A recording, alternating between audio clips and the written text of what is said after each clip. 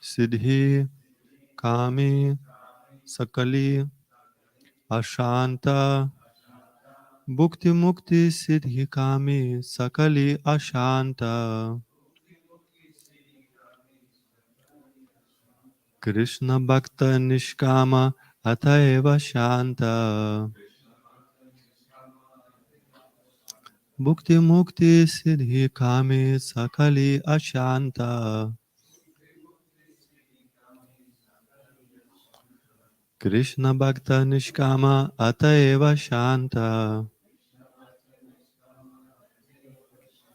Bhukti Mukti Siddhi Kami Sakali Ashanta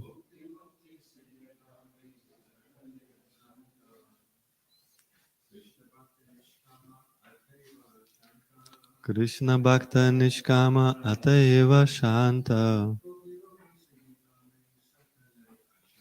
Bhukti Mukti Siddhi Kami Sakali Ashanta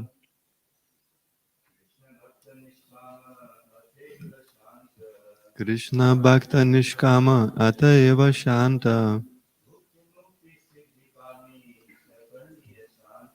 Bhukti Mukti Siddhi Kami Sakali Ashanta Krishna Bhakta Nishkama Ataeva Shanta Bhukti Mukti Siddhi Kami Sakali Ashanta Krishna Bhakta Nishkama Ataeva Shanta Bhukti Mukti Siddhi Kami Sakali Ashanta Vaishnavas.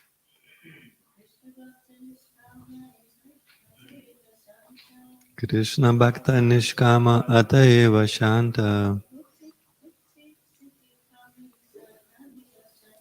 Bhukti Mukti Siddhi Kami Sakali Ashanta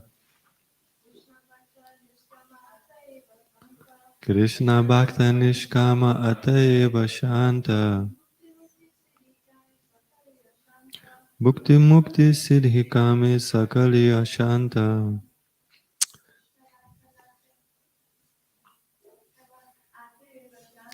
Krishna Bhakta Nishkama Ataeva Shanta Bhukti Mukti Siddhi Kami Sakali Ashanta. Well done. Krishna Bhakta, a devotee of Lord Krishna. Nishkama, actually desireless. Ataeva, therefore.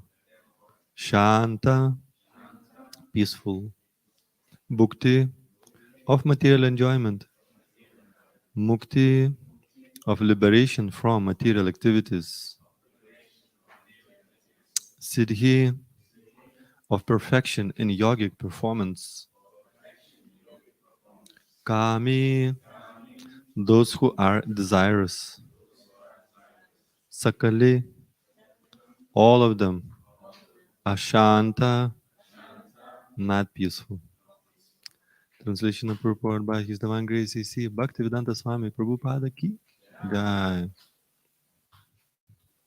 Because a devotee of Lord Krishna is desireless, he is peaceful. Fruitive workers desire material enjoyment.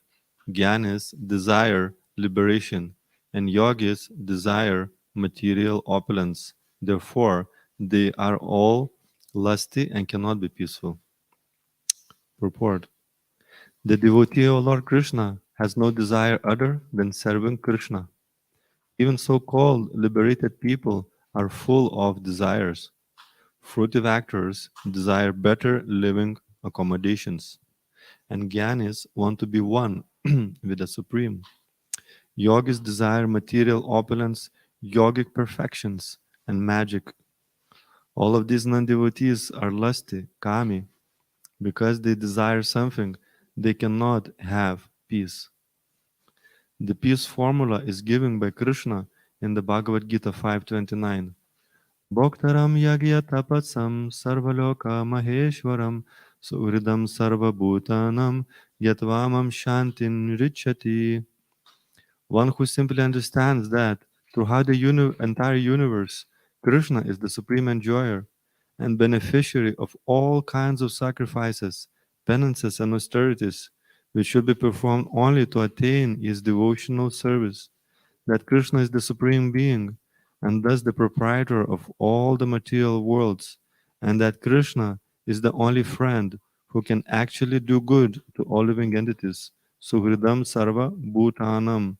One who understands these three principles about Krishna immediately becomes desireless, nishkama, and therefore peaceful. A Krishna Bhakta knows that his friend and protector in all respects is Krishna, who is able to do anything for his devotee. Krishna says, Kauntiya pratijanihi name bhakta pranishyati. O son of Kunti, declare it boldly that my devotee never perishes. Since Krishna gives this assurance, the devotee lives in Krishna and has no desire for personal benefit. The background for the devotee is the all good himself. Why should the devotee aspire for something good for himself? His only business is to please the Supreme by rendering as much service as possible. A Krishna Bhakta has no desire for his own personal benefit. He is completely protected by the Supreme. Avashya Rakshibe Krishna Vishwasa Palana. Bhaktivinoda Thakur says that he is desireless because Krishna will give him protection in all circumstances. It is not that he expects any assistance from Krishna. He simply depends on Krishna, just as a child depends on his parents. The child does not know how to expect service from his parents, but he is always protected nevertheless. This is called nishkama, desirelessness. Although karmis, gyanis, and yogis fulfill their desires by performing various activities, they are never satisfied. A karmi may work very hard to acquire $1 million, but as soon as he gets $1 million, he desires another million. For the karmis, there is no end of desire. The more the karmi gets, the more he desires. The Gyanis cannot be desireless because their intelligence is unsound. They want to merge into the Brahman effulgence, but even though they may be raised to that platform, they cannot be satisfied there. There are many Gyanis or sannyasis who, after taking sannyas and giving up the world as false, return to the world to engage in politics or philanthropy or to open schools and hospitals. This means that they could not attain the real Brahman, Brahma Satyam. They have to come down to the material platform to engage in philanthropic activity. Thus, they again cultivate desires, and when these desires are exhausted, they desire something different. Therefore, the Jnani cannot be Nishkama, desireless, nor can the yogis be desireless, for they desire yogic perfections in order to exhibit some magical feats and gain popularity. People gather around these yogis, and the yogis desire more and more adulation. Because they misuse their mystic power, they fall down again to the material platform. It is not possible for them to become nishkama, desireless. The conclusion is that only the devotees who are simply satisfied in serving the Lord can actually become desireless. Therefore, Chaitanya Mahaprabhu says here, Krishna Bhakta Nishkama. Since the Krishna Bhakta, the devotee of Krishna, is satisfied with Krishna, there is no possibility of fall down. Om Jnanatimirandasya Gyananjana Shalakaya Chakshurunmilitam Yena Tasmai Shri Gurave Namaha Shri Chaitanya Manobishtam Stapitam Yena Bhutale Swayam Rupa Kadamayam Dadati Swapadantikam Vandeham Shri Guru Shri Yuttapada Kamalam Shri Gurum Vaishnavam Shri Rupam Sagrajatam Sahagana Raghunatham Vitam Tam Sajivam Sadvaitam Savadutam Parijana Sahitam Krishna Chaitanya Devam Shri Radha Krishna Padan Sahagana Lalita Shri Vishakam Vitamscha He Krishna Karuna Sindhu Dinabandho Jagatpate Gopesha Gopika Kanta Radha Kanta Namostate Tapta Kanchana Gaurangi Radhe Vrindavaneshwari Rishabhanu Sute Devi Pranamami Hari Priya Vanchakalpatarubhyascha Kripa Sindhubhya Evacha Patitanam Pavanebhyo Vaishnavebhyo Namo Namaha Jai Shri Krishna Chaitanya Prabhu Nityananda Shri Advaita Gadadhar Shri Vasadi Gaura Bhakta Vrinda Hare Krishna Krishna Krishna Hare Hare Hare Rama Rama Rama Hare Hare Mukam Karoti Vachalam Pangum Langayate Girim Yat Kripatamaham Vande Shri Gurum Dinataranam.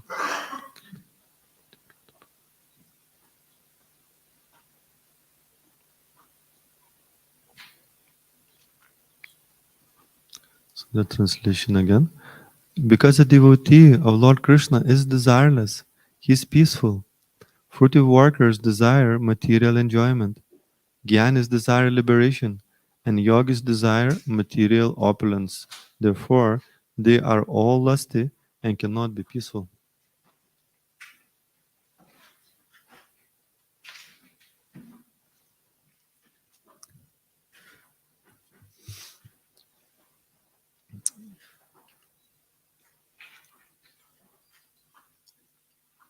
So, how to deal with desire is one of the most fundamental principles in the spiritual life. And you can see, according to one's desires, there is like a categorization in the Vedic literature of different groups of people. So, the very nature of living entity is to desire. And a lot of people do recognize this, that like fruitive workers, they want something to enjoy their senses. They want like opulent life, some very successful career, some enjoyment for the senses, for the eyes, for the nose, for the tongue. So living entity, the soul, wants to express these desires in various ways. And the most natural attraction is to enjoy through the senses. But we can see that despite of the fact that people try to satisfy those desires, uh, they cannot be satisfied on material platform. As now many people has admitted to themselves and to others. There's many songs about it and books about it. How we struggle to get satisfaction through fulfillment of desires. And there's many reasons for that, but one of the most obvious one is that you can have so many desires, and it's simply, if you go shopping, you have so much money in your pocket and in a wallet, and you may desire so many things, and your pocket and wallet just will not allow you to have everything that other people have, what is being sold, the newest gadget, cars, clothings, etc. You just can't get all that you want. That's unfortunate challenge and frustration of many people in this world. You just can't get everything what you want. And it seems that if you become very opulent and rich, that you'll be able to satisfy those desires. This is actually a kind of illusion that people have. Okay, it's like almost like logical. Okay, I have, this list of things that I want. So if I have money and I get all those things that I want, then the problem is solved. And that's what generally people think. However, we can see from people who do get all that they want, and as is mentioned in the purport, this $1,000,000, if you get this $1,000,000 and you go through the list of the things that all you want, then you desire another thing. That is the challenge. And then when you may fulfill all that other list, then another list pops up, and it keeps growing and growing and growing. So that's one nature of desire, is that when of material desire specifically, when we fulfill it, it uh, grows, it turns into greed, because that thrill of getting something what you want lasts just for a very very short amount of time. It's very very fleeting, and then it just like disappears and flies away, and then we need another thrill. So it becomes that fire of desire is almost is even explained that it is like fire. um, and therefore, it is described that the spiritual teacher, it distinguishes that fire from material existence, and the very fundamental essence of that fire is the desire. And as you feed it more and more and more, it grows into this bigger and bigger fire, and more. You want more and more and more. And you can see in this world today, we are destroying the planet because of this fire of desire. And then and this is described as one of the principles of peace, that if you want more and more and more, if you want something that other people have or other country has, and etc., you see all the wars are based on that principle of proprietorship. So you want to have something, you want to and we think that proprietorship is gonna and give us happiness if we have more and more and more. Whether it's a country, whether it's influence, it manifests in various ways. You know, like even the current war that is going on, and there's many wars actually, but one is the most prominent one, is to do with like influence and proprietorship, and can happen on a physical level in terms of territory, or it can happen on economical level, or like some sort of monetary influence on other countries, etc. And you can see these people, no matter how much they get, they're not satisfied. And then the other side of the desire is that when you don't get what you want, then it turns into frustration and misery. So it's flickering between greed of wanting something and very intensely hankering for it, and then being frustrated of not getting it. So this is a life of a fruity worker, summarized. So of course there are so many books how to fulfill the desire, imagining things, thinking yourself that you get what you want, and it's like a millions of books. But the reality of the situation is that you cannot be satisfied through this way of trying to fulfill your desire. So some intelligent people, then they realize actually you cannot do this. And then there's many spiritual traditions that will tell you that the best way to deal with this desire is just give up desiring altogether. And this is what is called gyanis. Gyanis, they say, just stop desiring anything material and just meditate, and your essence is to desire. So the only way to stop the suffering that comes from your unfulfilled desires is just stop it altogether, and just meditate, go to the mountains, leave the human society altogether. Because if you live around the human society, you're gonna see others who have something more than you. They have some better life, or a better career, or a better situation, or better something. So actually, those gyanis, or they're also called impersonalists, mayavadis, they will tell you just simply meditate and give up this material life, renounce. And of course, now there is a various types of reconciliations. Okay, actually, you could still live, but still meditate, and various compromises of trying to mix between the two, juggle between the material desire and renouncing some of the desires, and maybe, so like that. But the problem with that, they also have a desire for liberation. So although they're trying to give up these material desires, they are not free from desire. They still want liberation from this material existence. They still want liberation and stop the suffering that they experience in this world. And despite of the fact that, they may hide, somewhere in a mountain and move away, from like a human society to some extent, still you cannot escape your karma. Even in your cave, you may bang your head by entering the cave. Shishikodanitaye Maya Purusha Shiki Jai.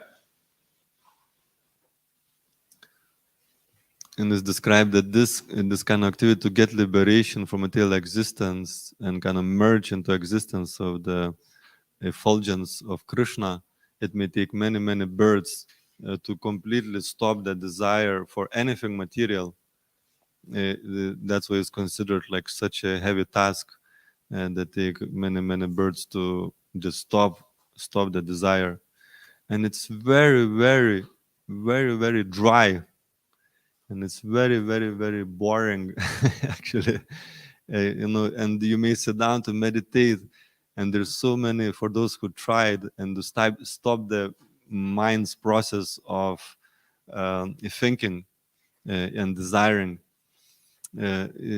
So this one thought comes and another and a third one, or you start falling asleep, and so it's flickering between you do want something and flickering between like a sleepy. So when you kind of don't get some intellectual thrill of some satisfaction, then the mind starts to switch off, disinterested, and starts becoming sleepy. So this is a challenge, that dryness of that practice. It's very tough, and therefore in Bhagavad Gita, in the 12th chapter, text 5, it says that advancement on this path of liberation is very, very difficult. It's dry. You're depriving your senses. Some traditions, in order to stop the thrill of the desire, they only will eat like a plain rice, no spices, no salt, no chutney, no vegetables. What to speak about halwa? Halwa would be complete fall down for, from that impersonalist platform. It would not be able to recover after that one. So it's very, very dry and boring, and dull. Your senses are not allowed for gratification, and the only thing that you allowed is some kind of speculation, philosophical speculation, that becomes your thrill. In order to try to kill the desire, you constantly have to convince yourself and philosophize and remind yourself the senses are terrible, you don't get fulfilled, and it's all that kind of dry stuff, just always convincing yourself you can't do this, you can't do this, not that, and etc. Just meditate, this material world is false, it's miserable, and it's like a ongoing, you have to intellectually convince yourself so it doesn't move to fulfillment, the desire. So it's like a pulling of the senses are there, but you cannot just trying with the intelligence to stop it, that pull. So it's a very difficult and tough and boring and dry process. And then there are other people then who desire mystic perfections, yogis.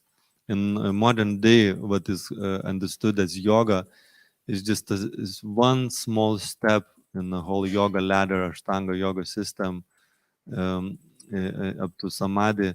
The asanas that people do is just one little step. It's not really yoga. It's just a small little step within the yoga system. Um, so I'd like to congratulate Dan actually, because he knows all the eight steps, and knows the conclusion of those steps, which is Bhakti Yoga. So he's a real yogi uh, because he's aiming for Krishna. It's described that in 6th chapter of Bhagavad Gita, the final verse, that of all yogis, the greatest is one who always think of Krishna, who serves Krishna, who bows down to Krishna.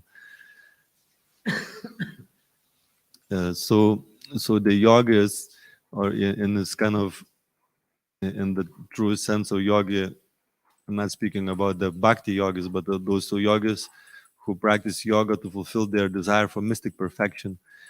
So by practicing this mystic yoga, you gain certain degree of control over the material nature and material energy. Because in order to get what you want, you have to learn to some extent to manipulate material energy.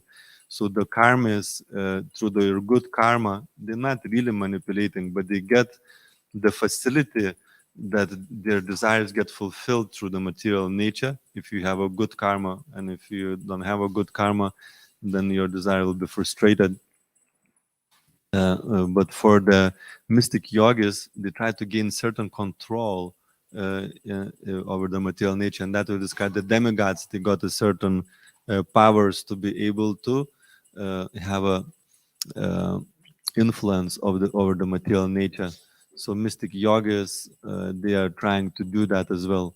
And there's a different mystic perfections, and one of them is to get what you want, wherever it is. Wherever it is, you can get it. But what happens with this powers is what happens is that you want to show off. If you're sitting in this yogic meditation in a cave and etc., and you can get what you want, it's a little bit boring. You get what you want, but other people don't see it. And you can see even in the material, for the karmis and enjoyers, they want to show off. Just to have something is not a big thing. I mean, there is a certain first stages that I was actually thinking about this yesterday. The first stages of material development of fulfilling your desires, if you are successful, is to get specifically what you want. But as it goes a bit further and you are able to get what you want, that becomes boring. Then the next stage, what becomes, is to show off of what you have and the status that you gain. Actually, we were speaking, that's why I was thinking about this, because we were speaking with Alexandra about the music kind of industry, and there's many, many different aspects of music in different fields of music. So she was saying, how she noticed how the status, there's like a very, very good people, who are very expert and etc. In their field. But you reach a certain point of that expertise, then the status becomes your gratification. So for the yogis is very similar thing. They also, the status becomes a big, big thing.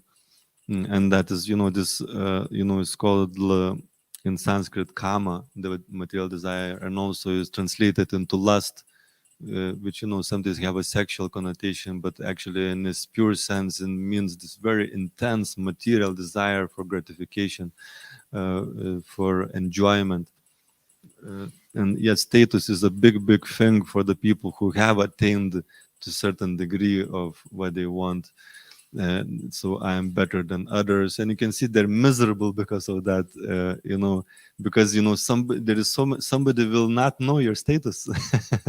You may go in the same situation, maybe on holidays, and they don't know that you're like a famous musician or something like that, and they may not treat you in a way that you expect because of your status. Like worship you. They will not worship you, and it's very, very frustrating. That's again, your desire gets frustrated when your status is not honored.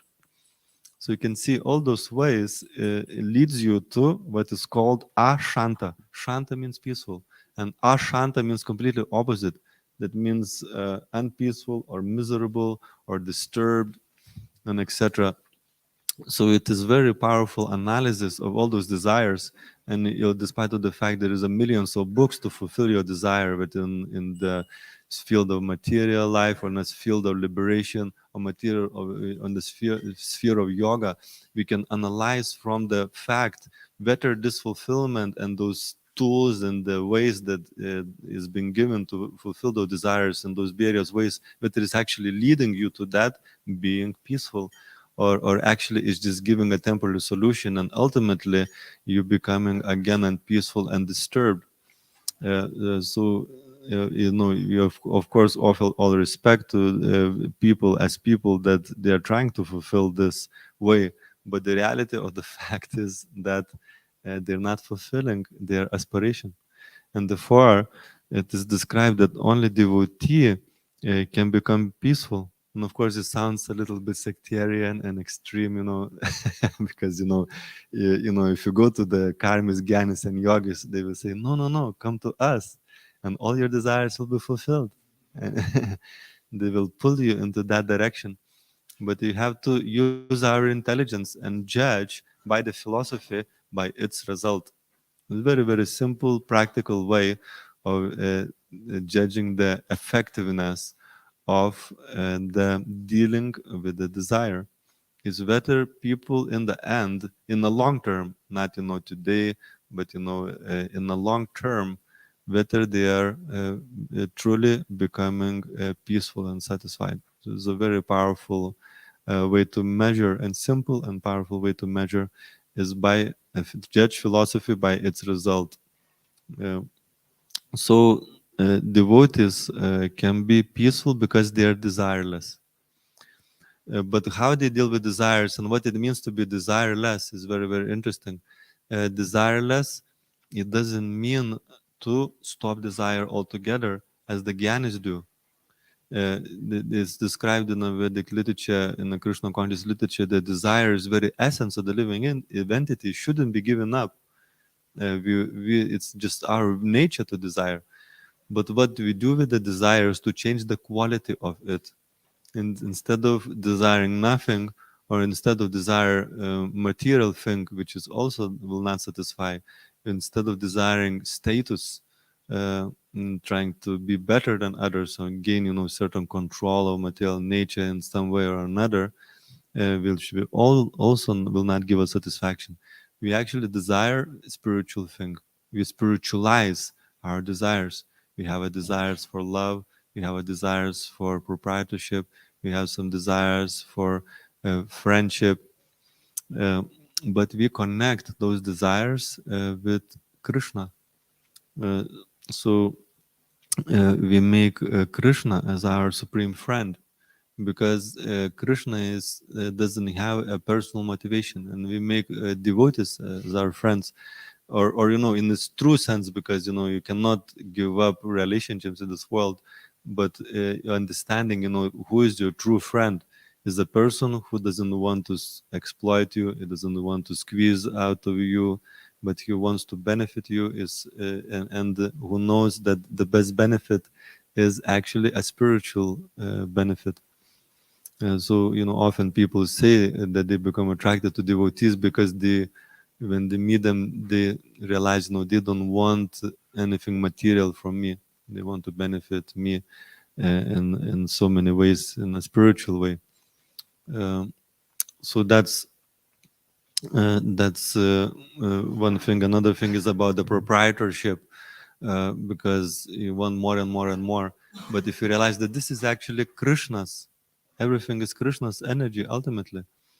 So instead of trying to enjoy this for myself, everything what is comes into my way, let me use it in Krishna's service. Let me use to benefit people spiritually. Let me use to share spiritual knowledge, whatever abilities I have, whatever opulence I have, whatever things according to my karma that comes into my way. Let us use in Krishna's service. And of course, Krishna has allocated quota for all of us according to various our circumstances. Monks will have one allocation. People who are married will obviously have a lot more, have children. They will need a lot more roof over their head, go from A to B, and etc. All these are very completely acceptable ways of using it. So instead of, this is according to a higher principle of renunciation, actually, instead of giving up the whole thing, is to realize that this doesn't belong to you, and you use it in a right way, in a spiritual way. You use it in a service of whom has everything came from. So that makes you truly desireless. And knowing Krishna as a supreme friend, and also knowing Krishna as the uh, uh, how you call it, the uh, how does it go in the Bhaktaram Yagya Tapasam is supreme friend, supreme enjoyer, and supreme proprietor. So knowing these three facts makes you peaceful, because when you desire something for yourself, when you're thinking that you can find a true friendship, a person who just 100% cares for you.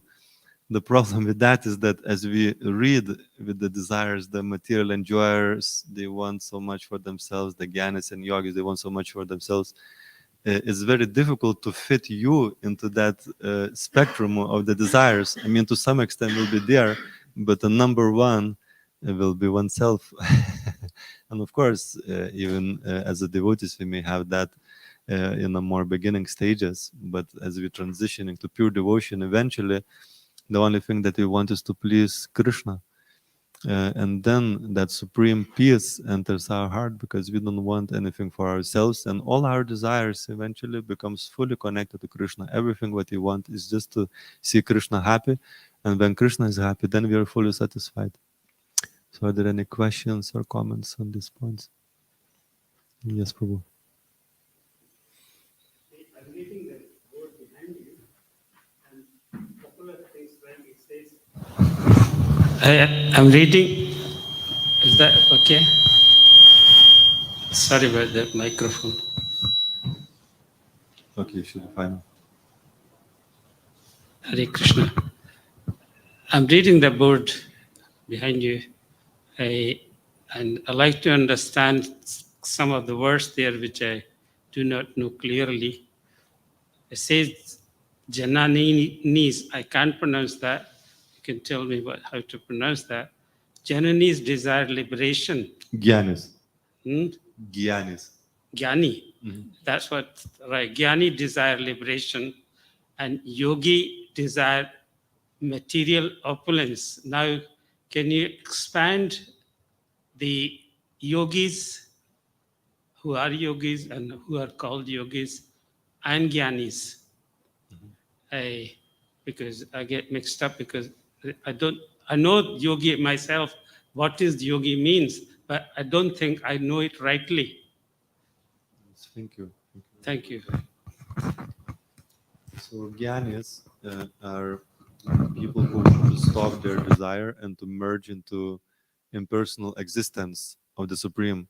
There are three different aspects of Krishna, or Supreme Lord, is impersonal effulgence of Krishna, localized aspect of Krishna as a super soul in the heart, and Krishna as a Supreme Person, Bhagavan. So Gyanis aim, their destination, they want to merge into effulgence of Krishna.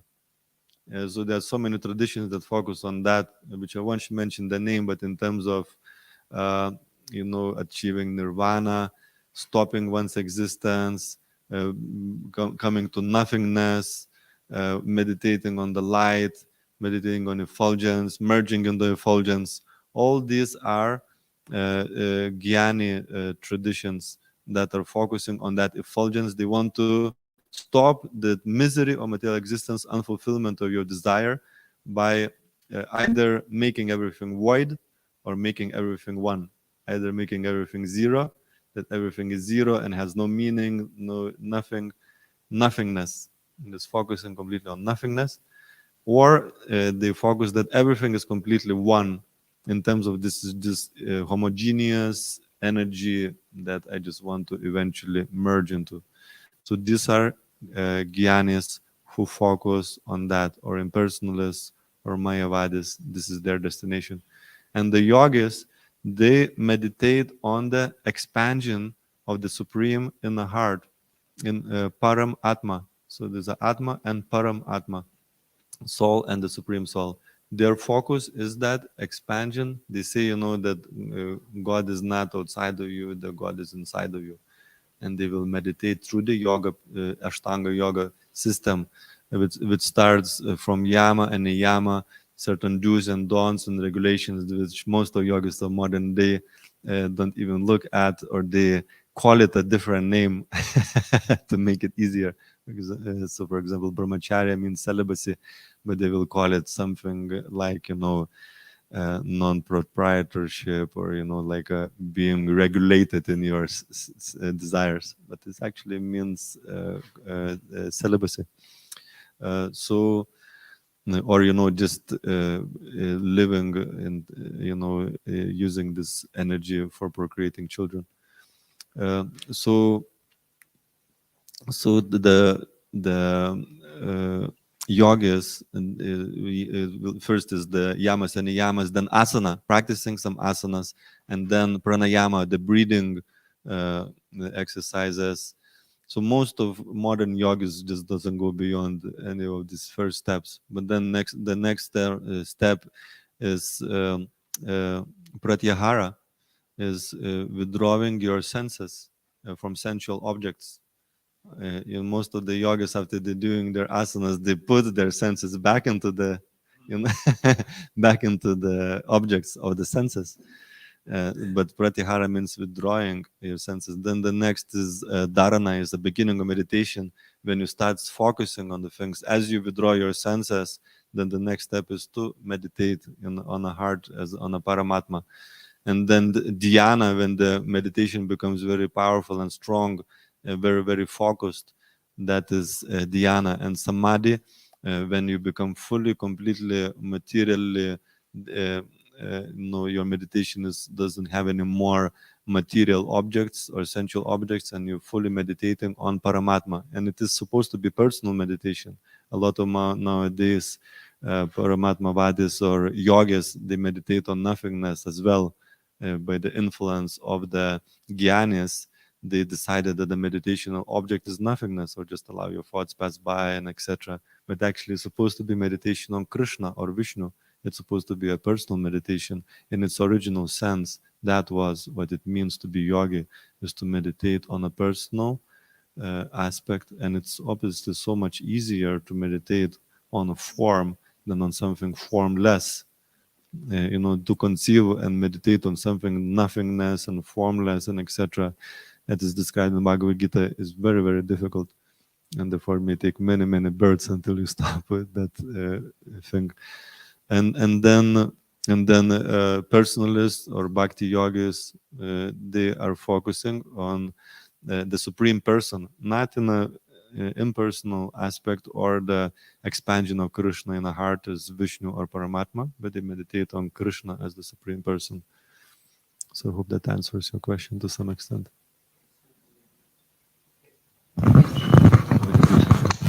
So, what's the difference then between the yogi and the Vaishnavite? Because you said that is it the only thing different that the samadhi in the Vaishnavite is to Krishna, whereas the samadhi in the yogi is to the impersonal? Yeah, so yogi who meditates on Vishnu, that is a correct way to meditate, is to meditate on Vishnu or Krishna, and going through all those 8 stages. But there is a lot of challenges on this path, because by doing that you gain a certain control over material energy, and you can gain certain mystic powers, um, as mentioned, to get what you want, or to travel from one place to another in a matter of seconds, and even lamentation and all that kind of things one can achieve through the yogic perfections, and get distracted. And also another danger is when they eventually see Paramatma, they can think that this is me.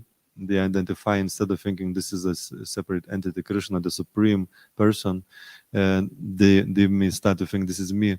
And another thing, their relationship with Krishna is very neutral. They don't want to serve, just meditating and being happy. They're withdrawing their senses from material stuff, and they're meditating on Vishnu or Krishna, but they don't want to serve. Often the service attitude is not there. It's called like kind of neutrality relationship. So it's still, obviously very, very good. Uh, to do that, that's the proper sense, but they not so much realize, Krishna's existence just outside of the heart, as this supreme, beautiful, all attractive, all lovable person. You're welcome. So I think I'll stop here because we run out of time. Thank you. Shri Chaitanya Charitamrita ki jai, Srila Prabhupada ki jai, Nitai Gaura Premanande Haribo, Gaura Bhakta Vrinda ki